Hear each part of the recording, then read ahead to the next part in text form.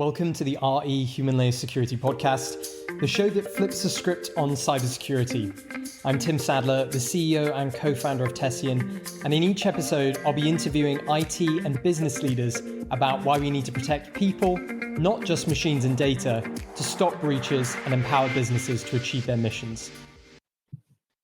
Hello, and welcome to another episode of the RE Human Layer Security Podcast. This week, I'm joined by the brilliant Tracy Z. Maleeff, Information Security Analyst at the New York Times Company. A librarian turned InfoSec professional, Tracy is hugely well-respected member of the security community. You may well know her as InfoSec Sherpa on Twitter, who's spoken at many industry events, featured in a number of books, and has also won awards, including the Women in Security Leadership Award from the Information Security Association. Tracy, welcome. We are delighted to have you on the show. Thanks for joining us. Oh, it's my pleasure. Thank you so much for inviting me. This is great. You've had a really interesting route into the cybersecurity industry. Could you tell us more about that? Absolutely. Yeah, I was a librarian. I worked for 10 years at two different big law firms in Philadelphia. And I started to realize towards the end of 2014 that I yearned for something different. And I didn't know what that was. And I read an article in Entrepreneur Magazine called How to Future-Proof Your Career.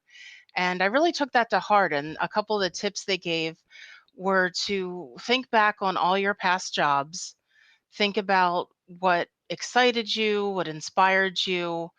And I thought long and hard about this on all my train commutes in and out of the city.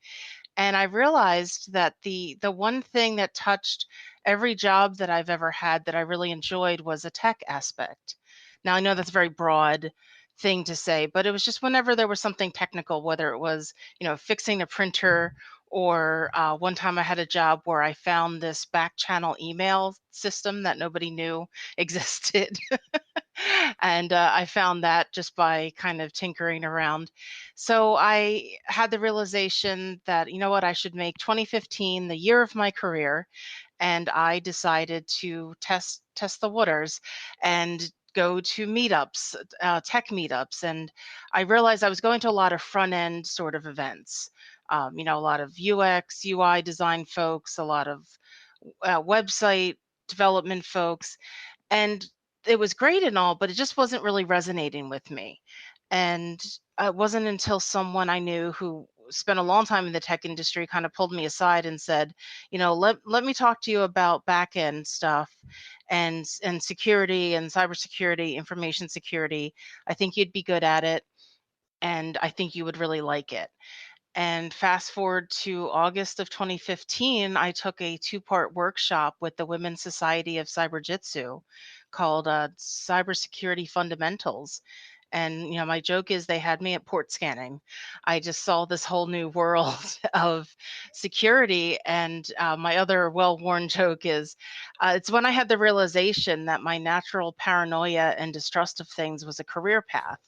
And it really gave me just this new lease on life of like, oh, all these things that I've always thought about, that's actually something I can get paid for. Wow, that's interesting.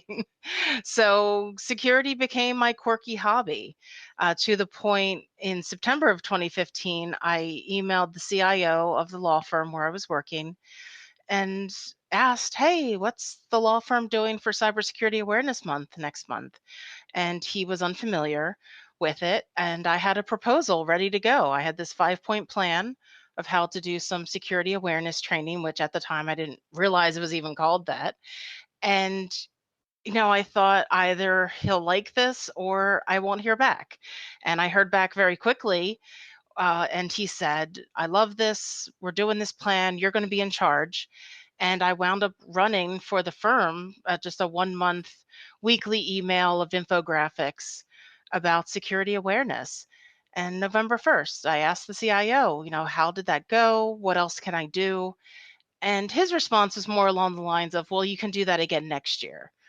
But that wasn't good enough for me. So that's when I started to formulate my exit plan and figured out my strategy. And by January 2016, I resigned from the law firm, resigned from Library World, and just took off into this great unknown of information security and just tried to figure out the best ways to learn, to network with people.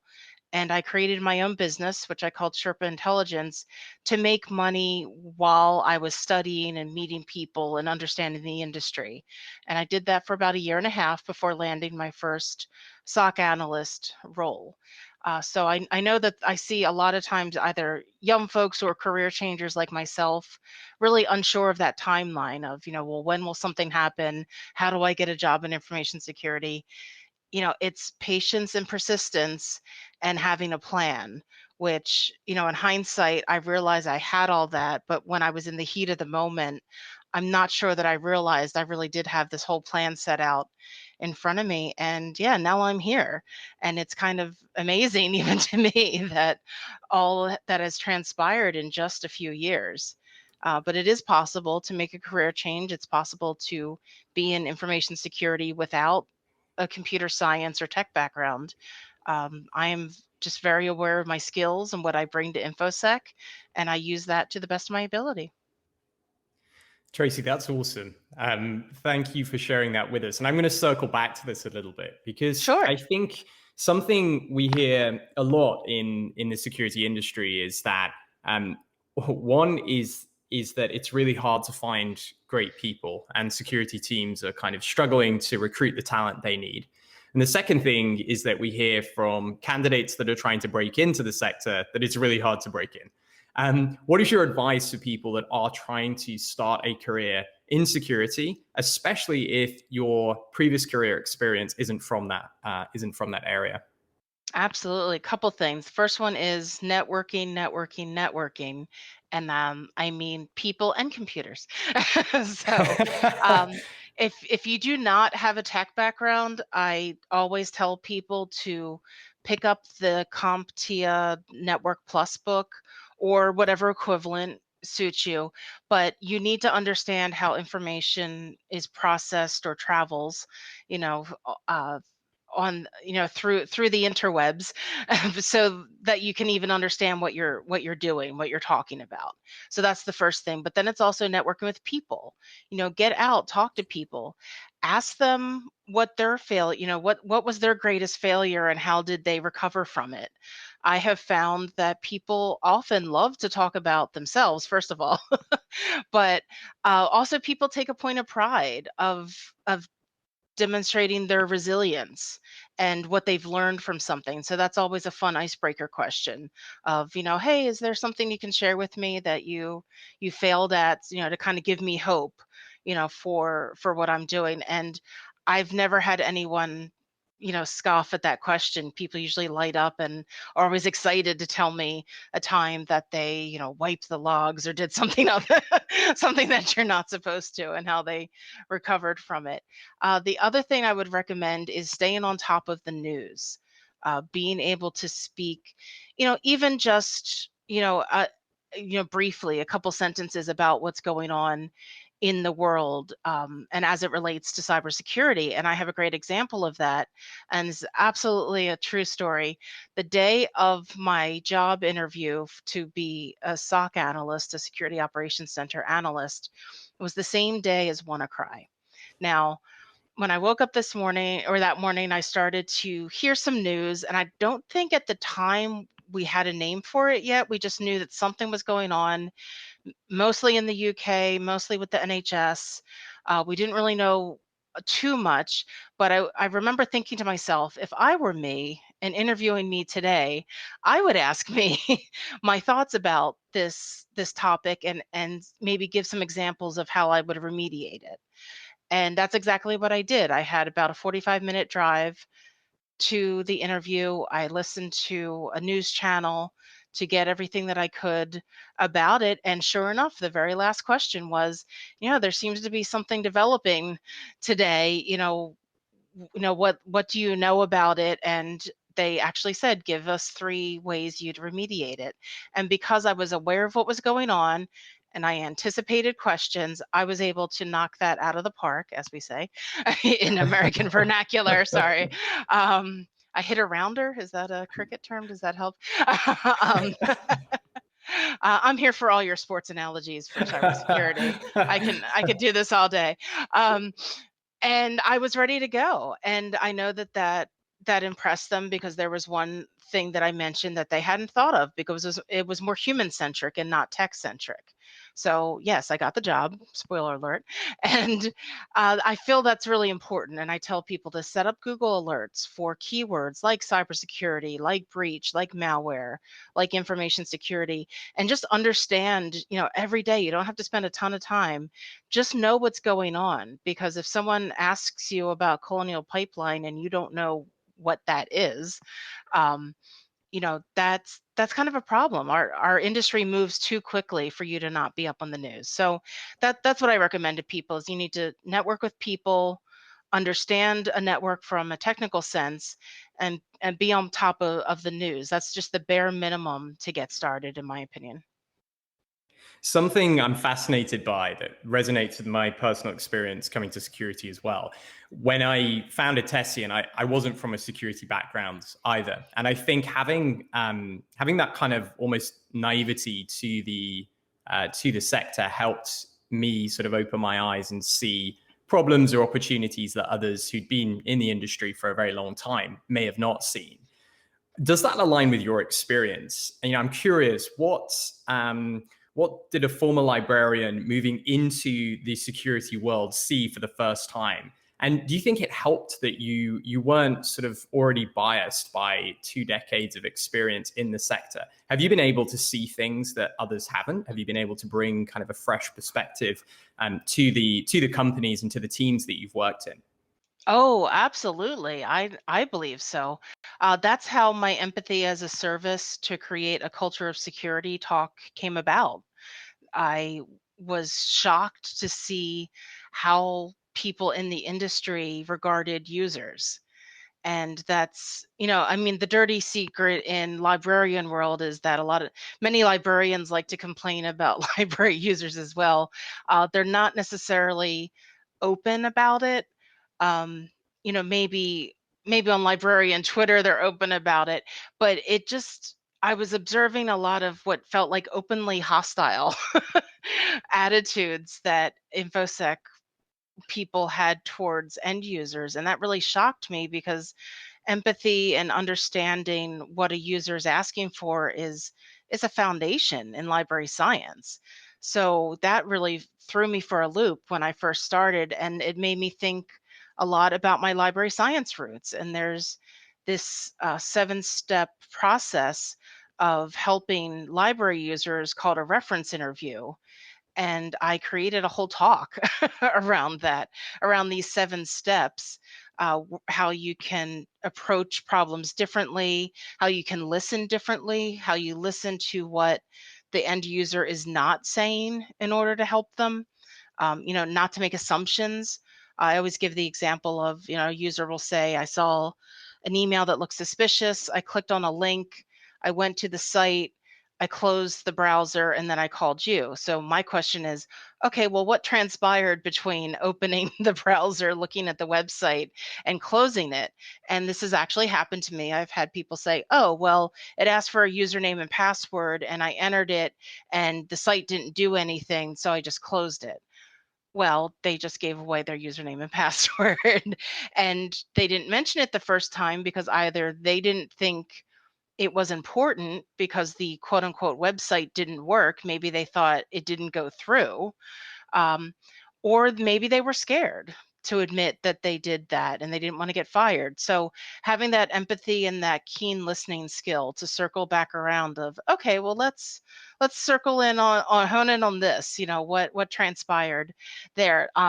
That's something that I've been really trying hard to talk about to InfoSec audiences. I'm not asking people to feel sorry for end users. I'm just asking you to remember what it's like to be scared of something that's different, to you. You didn't always know how to code. You weren't born knowing how to code. You messed up at times and things felt scary. And so I think that's the difference between the people who've been in tech or security for a long time and those of us who come into it from a different realm is, yes, we have that different perspective and a different way of doing things. And I I feel like technical people kind of forget what it's like to have computers and websites kind of be scary. And I want people to remember that. So I try to give them other examples of, a musical instrument or a craft or something, like try to remind them, like, remember, you weren't always good at this. You weren't always Hmm. good at your job. You made mistakes and you failed. And just trying to do anything. And honestly, invoking Dungeons and Dragons usually helps. I try to remind them, I'm like, think about the first time you played Dungeons and Dragons. Did you have a dungeon master who yelled at you for not doing things right? And people say, oh, yeah, I did. Like, well, that's what you're doing to these users.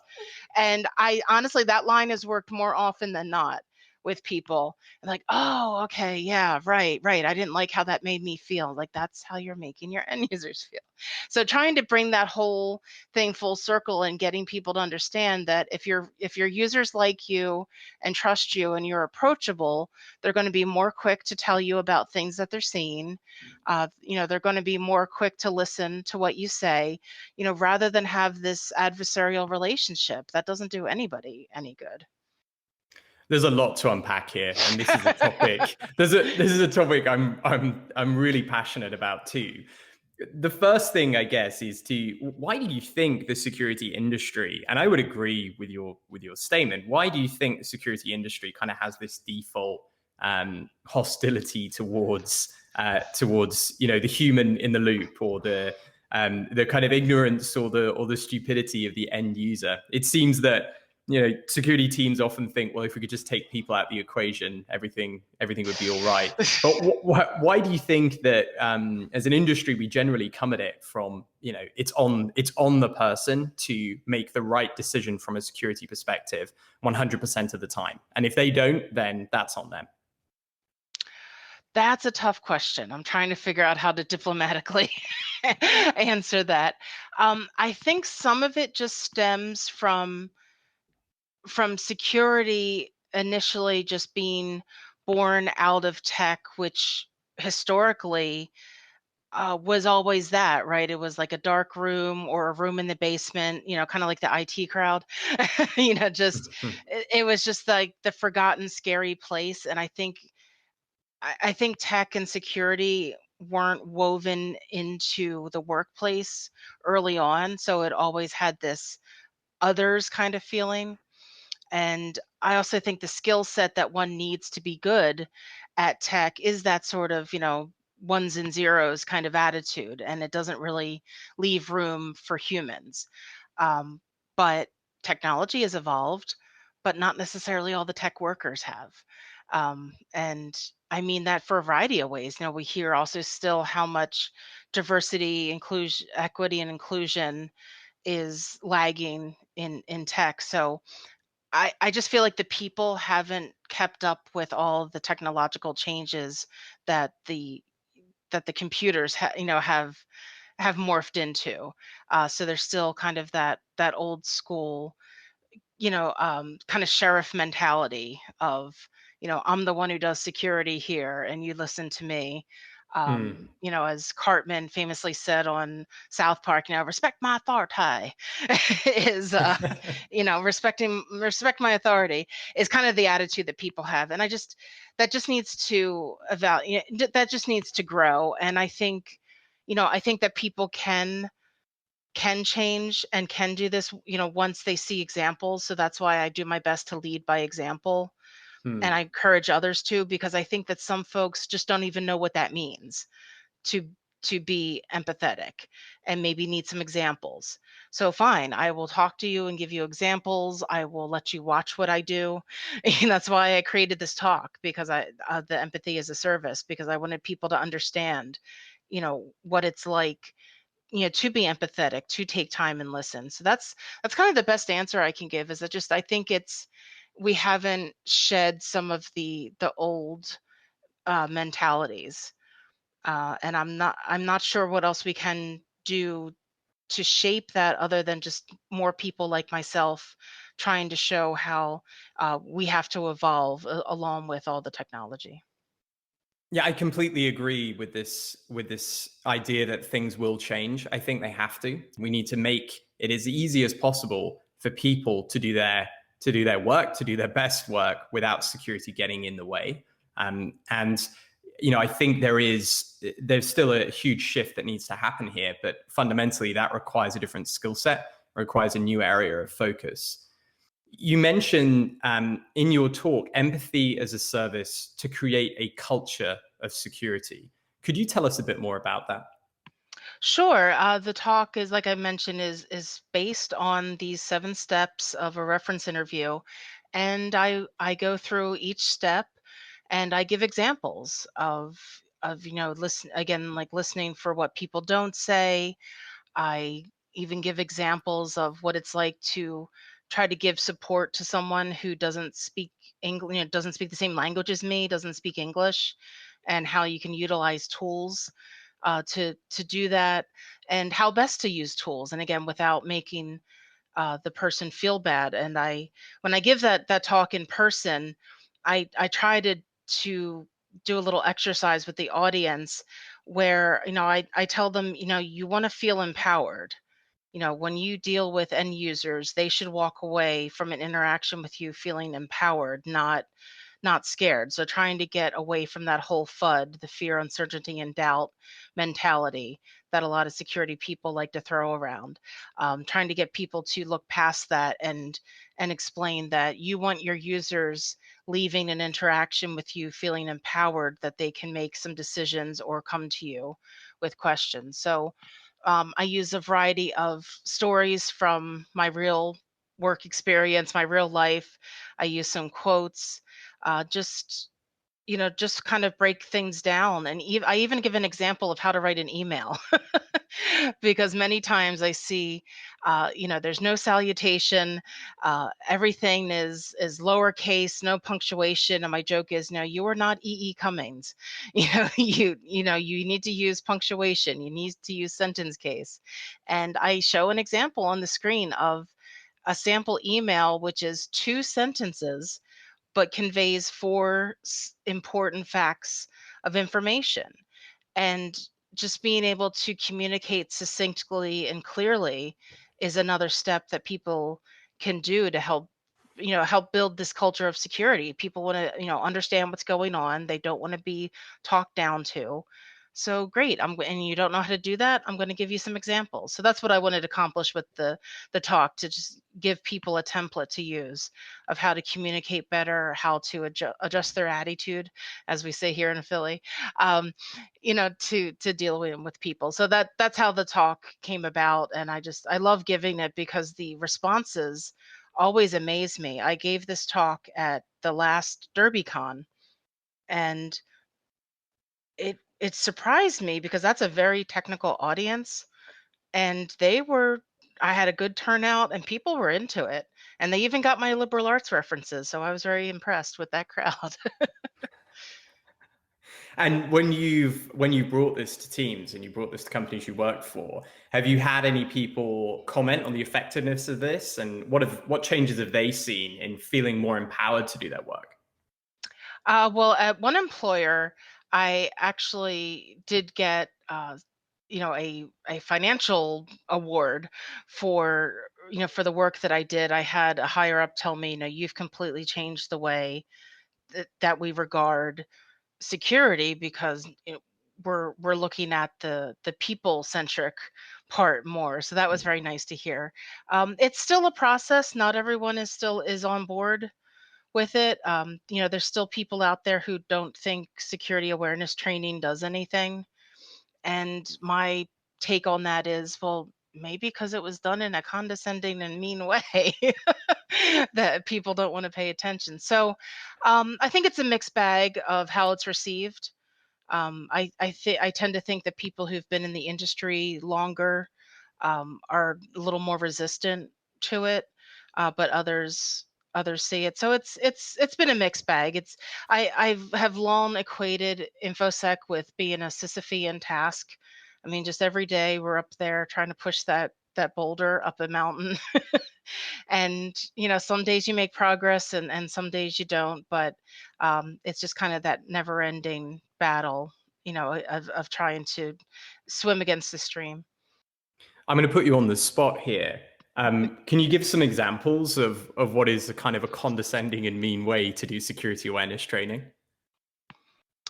Um, well, just your attitude. I mean, if you're not happy to be there and excited to be there, that people sense that, if it's a chore, if you're just, all Hmm. right, hi, this is security training, like it should be, exciting, and it should be positive. And I have done things on the spot, which I call teachable moments. So Hmm. I'll have been on the phone with folks and I'll say, hey, I solve their problem for them, but I'll say, do you have a few more minutes? I'd like to point out some red flags that were in this phishing email so that you know for next time. And most of the time, people are just grateful that I helped them, that they're willing to stay on with me. Um, Positive reinforcement. I used to give out what I called cyber cupcakes.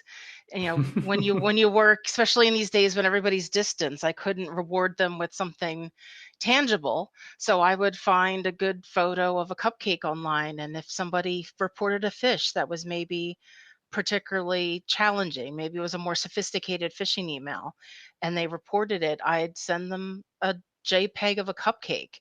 And I know that sounds silly and people might think it's stupid, but you would have thought I had just given away $1 million. People would respond to the cupcake with, this made my day. And I let them know why. Like, oh, that was a really hard to spot fish, but you did it. Good job, Eagle Eye. Here's a cyber cupcake. And it's just positive reinforcement, and it doesn't take that much time out of your day. I had the same cupcake saved to my desktop. So all I had to do was open an email, throw it in there, and just type a quick positive note and go on with my day. So it takes longer to solve problems than it does to be nice to people. When you think about organizations that are, maybe the most old school approach from a security perspective, and then maybe listening to this and thinking, well, why should we really care about creating a culture of security? Um, what advice would you have for them? Why is this so important that they need to rethink how they're approaching security? They need to rethink how they're, interacting with their people, and they need to bring this empathy as a service. Like, what can they benefit from by doing this? Oh, sure. Well, it obviously depends on which industry they're in, but I would say for a lot of industries is, how do you like that professional reputation?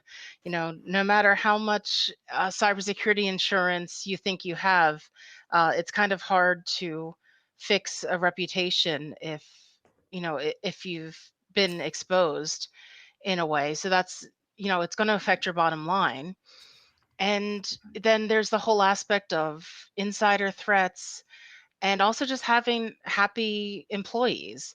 If you have good cybersecurity training that's not a burden on people, if you make trainings fun, there's a whole industry of professional trainers out there. And training is often disregarded by companies, and it's so very important. That it affects your bottom line is what I would say to a company. Especially if you're in the market, say you're what you have trade secrets and things, you need to protect your assets, and your humans working for you are also assets. So it just makes good financial sense, to be mindful of security and have that culture of security where people feel comfortable coming forward and reporting things, knowing that they're not going to be, punished for maybe falling for a fish. And that doesn't mean those what I would consider unethical phishing simulation emails. I think wasn't it a train company in England not too long ago had some email Yes. about bonuses? Yeah. Um, Yeah. I know that's a hotly disputed topic. Some people say, well, a malicious actor doesn't have ethics, and that's the kind of email they would send. But at the same time, I think you can still create something realistic, something to make people think, that doesn't affect, their pocketbook, maybe. Um, I just think that there's other ways to create a realistic email without, especially, we're in rough times economically. That just seems very particularly cruel, to send out something like that. So I think there's a happy medium to still test people, but not be callous and send out things like, like a fake bonus email. So sorry, I went all over the place, but I hope that answered your your question. No, it did. And I think we have to look to just all areas of our life where, we are responsible for our own like physical security or again, the safety when we're driving a car, whatever it is. And we are trained to do these things in a way that doesn't make us paranoid or doesn't make us fearful. So I completely agree with that. Um, we're talking a lot about these softer skills that are going to be critical to the role of security leaders or security practices within an organization. Do you think that this means we're going to see a new school of the office of the CISO as a result? I like to think so. Um, Interestingly, I'm going to be a moderator on a panel of CISOs fairly soon at a conference, a virtual conference, and I do have a question in there about, um, you know, what are the pros and cons of having a technical CISO versus a non-technical CISO, and I'm curious to see what their answers will be. Um, I if not if not a liberal arts CISO, maybe other people in the support positions listen, who someone that the CISO will listen to who is skilled. I think it's always important for leaders to surround themselves with people smarter than them. And I would encourage CISOs to surround them with people who were trained in different disciplines from different than they were. I ran a committee to put on a conference for a librarian association to which I used to belong, and I had the ability to pick my committee, and I specifically picked people, one person in particular whom I knew I disagreed with at like pretty much everything, politically and philosophically, but because I wanted that balance. And I think that's going to be the stronger asset going forward, is having these boards or these cybersecurity teams that have that balance. Because I don't want to say that, a more soft skilled liberal arts CISO is the answer. I think everything in balance. So I think we need to have all of those things together because they all complement each other. Yeah, I really like that. And I think what you're saying, if I understand correctly, is security and the security teams that we see today so often have evolved from network security or the engineering side of the business. But actually today, security it touches every single employee in an organization. We've spoken about phishing emails. There's also now all of the increasingly stringent data privacy laws and data protection requirements that mean Hmm. people have to be familiar with how they're sharing data, their responsibility in handling data.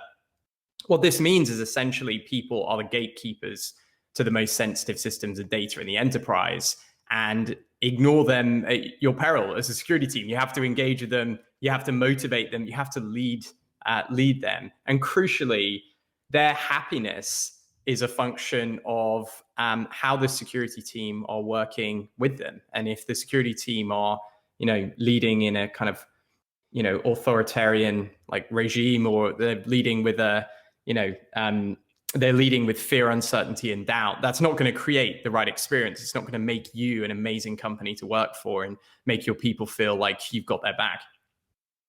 Oh, absolutely. Yeah. What I'm saying is, I feel like every CISO should have an inner circle that represents all the different types of challenges we face. So, have someone on your team who's experienced in insurance, have someone on your team who's experienced in training, have someone on your team who has analytical skills, and then, definitely communication skills. So, that's why I see a well-rounded team as being the better function of security in the future, than rather pinning it down to a CISO who always seems to be the fall person, Mm. when things go wrong. And that's unfair, because it's not the CISO individually, I would say in most cases, that doesn't cause problems. There was a problem further down. So I feel like team management is something that would be better in the future. Something you mentioned at the beginning of our conversation today was the importance of networking. And I mean the kind of networking where you meet people in person. Um, and it also ties into the topic the topic we discussed around communication and the importance of security teams leading leading the employees in a company, taking them on the security journey. What are some of the things that you're going to be doing personally to adapt your way of networking, building connection, and communicating with people in this more remote environment? Oh, sure. Well, I haven't stopped, so it's all been going the whole time. Um, Definitely utilizing LinkedIn and Twitter to meet with people. Even, just reaching out to people that you think seem interesting, ask if they have 15 or 30 minutes of their time just to chat, get to know you chat. Definitely on Twitter, finding more people to follow and more people to boost as well. And I also love helping people connect with each other. So I'm always happy to introduce people to each other to help them that way. And then we're getting a little bit more freer here in the Philly area to meet up in person. So I'm hoping to have some meetups with people. But yeah, I definitely take lots of 30-minute time slots out of my life to have have Zoom meetings or Google Meet meetings with people to get to know them, to help them, or just to chat. So there's definitely ways online or in person you can meet with people. And again, an easy way to introduce yourself is, I'd like to get into this industry. I have some questions, and I stress that you need to be prepared with questions. I've had too many people approach me and just say, tell me about cybersecurity. Just tell me, how do I get into cybersecurity? I need you to refine that. I need you to refine those questions because there's so much data out there on how to do this already. And if you're not curious enough to go online and get some of these answers yourself, then maybe this isn't the industry for you because you need to have curiosity to solve these problems. So I'm always wary of someone who just comes to me as a clean slate and hasn't done any background research, because I thought, well, what are you going to do when you have a cybersecurity problem to answer? Are you just going to ask someone how to solve it? Well, if you're the only person in the SOC working the late shift, that's kind of hard to do. So that those are my suggestions. I mean, I also think that people need to be open to answer questions, but again, you have to be mindful of people's time. That's why, when you reach out to someone, put a time in your frame of how long you want to talk to them. May I have 15 minutes of your time? May I have 30 minutes of your time? Go in with clear expectations. And these are all skills that you can build on and actually use while you're working in the industry. But that's a good way to first approach it, by reaching out to people. I love that we've come full circle on this conversation. So Sorry, that's we the whole thing is a big pet peeve of mine. So as soon as I went there, I had to finish my thought. No, it's great. I think you started off saying when you were breaking into the industry, it was about networking, and news, and there we have it. So with Yep, everything that's changed in the last 5, 6 years, it is still about networking, and news if you're going to break absolutely. into this industry and be successful. Tracy, it has been such a pleasure to have you on the show today. I would encourage every listener to this podcast to subscribe for Tracy's daily information security and privacy newsletter. And we can put the details of that in the show notes. Tracy, there's something we do at the end of every one of our podcasts where we try to get to know the humans behind the Human Layer Security podcast a little bit better with some quick fire questions. So here goes. What's the Yes. best TV show you watched in lockdown? I'm not going to say all the obvious ones that people have probably already said, like Queen's Gambit and all that. So I want to give a shout out to an Idris Elba show called In the Long Run. I know that it started in 2018, but it was the first time I saw it during lockdown. And it's loosely based on Idris Elba's real life of West African immigrants in London in the 80s. The soundtrack is phenomenal. That's amazing. I have to check that out. It's really Um, good. sec- Second question, what is your go-to productivity hack? Oh, um, caffeine. Mine too. I don't have. That's a good answer, and it's exactly I was gonna what say. I I'm would have afraid said as I well. don't have anything more clever to say than caffeine. And my third question is, what's the best advice you've ever received? Don't wear open-toed shoes in the office. There you have it. Nobody wants to see your feet. Tracy, thank you so much. It's been so great to have you on the show. I'm looking forward to our next conversation. Great. Thank you so much for having me. This was wonderful. And that just leaves me to say thank you very much for listening.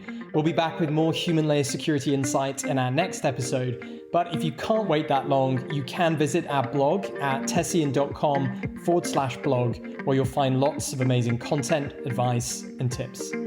And if you enjoyed our show, please rate and review it on Apple, Spotify, Google Play, or wherever you get your podcasts.